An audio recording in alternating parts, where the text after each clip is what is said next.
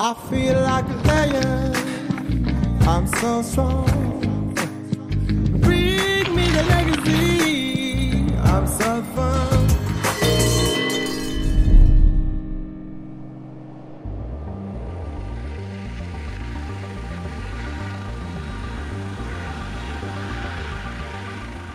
La sécurité, c'est un puzzle assez complexe et ça commence par une bonne sensibilisation des coureurs à ce qui les attend. Ça va être vraiment une très belle édition, une belle météo. Vous voyez, le briefing météo il est très court.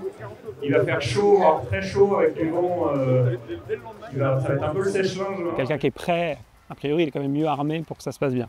La deuxième chose, c'est de lui offrir la possibilité de ne pas se tromper, c'est-à-dire de faire les choses dans le bon ordre, donc d'avoir un bon balisage, de pouvoir prendre de l'eau, s'hydrater et se ravitailler. Ça va déjà limiter beaucoup les risques d'incidents.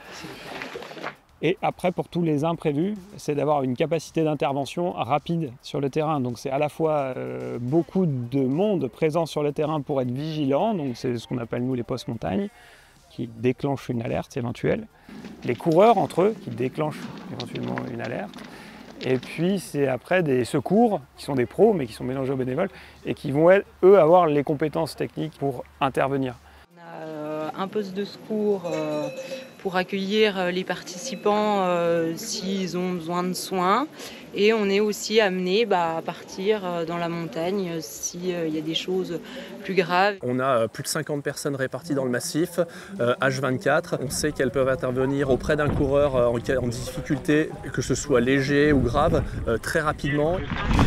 Juste derrière mon dos, juste dans ton dos. On est en lien avec l'ensemble des bénévoles sur le terrain, l'ensemble des équipes médicales et paramédicales réparties sur le terrain.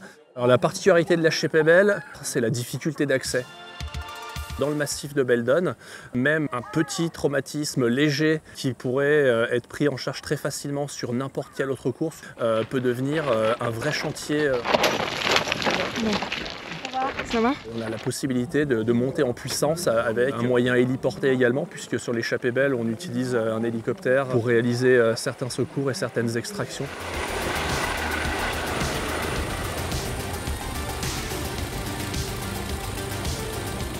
C'est plusieurs semaines et plusieurs mois de préparation pour pouvoir réaliser la mission et assurer les secours et la médicalisation de l'événement.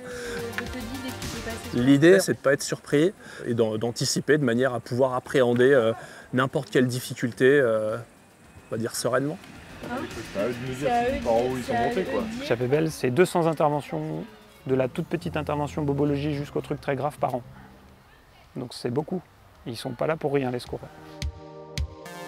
Tout le monde est impliqué et j'insiste sur le tout le monde, c'est pas que les bénévoles et la sécu et leurs gars, c'est aussi les coureurs. Parce que les coureurs entre eux, il faut qu'ils soient vraiment bienveillants et vigilants à leur petit camarade qui est pas bien, qui est dans le fossé ou qui titube, qui puisse avertir le poste montagne avant, après en disant lui il m'a pas l'air très net ou il n'a pas un discours très clair. Ouais, t'es bien. Ouais. J'ai été mieux que ça. Hein. Ouais, t'es mieux que ça. J'ai pris un coup de moins bien après le ravito là. Ouais. Il faut quand même que se rendre compte qu'on est dans une course solitaire, mais alors très solidaire.